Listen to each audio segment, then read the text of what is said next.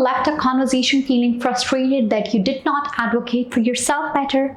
Or perhaps you tend to say yes when you really mean no just to avoid the conflict. Today we are exploring into assertiveness, that sweet spot between aggression and passivity where you stand up for your needs and opinions while respecting others around you. Why assertiveness matters for confidence. Being assertive does wonders for your confidence because it reduces your inner resentment. When you bottle up your true feelings, it chips away at your self-worth, leads to better outcomes.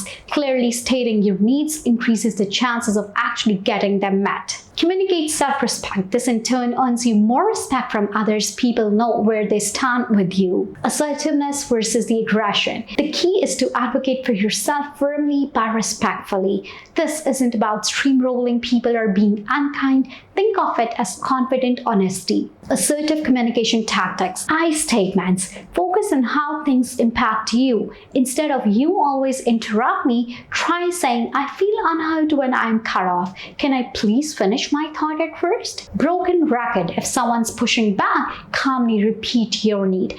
I understand your time is tight, but I really can't take on that extra project for this week. Set boundaries. Whether it's a chatty coworker or someone asking for too many favors, it's okay to say, I wish I could help, but I don't have the bandwidth today. Body language boost. Just remember, assertiveness is just as much about how you say it as what you say. Maintain the eye contact, use a firm but friendly voice, and avoid minimizing the gestures. For example, the no sandwich. I appreciate you thinking of me, but I can't commit to volunteering this weekend. Perhaps I can help out with the next event. Addressing disrespectful behavior. I don't find that comment funny. Please don't speak to me that way. Practice ultimately makes the progress.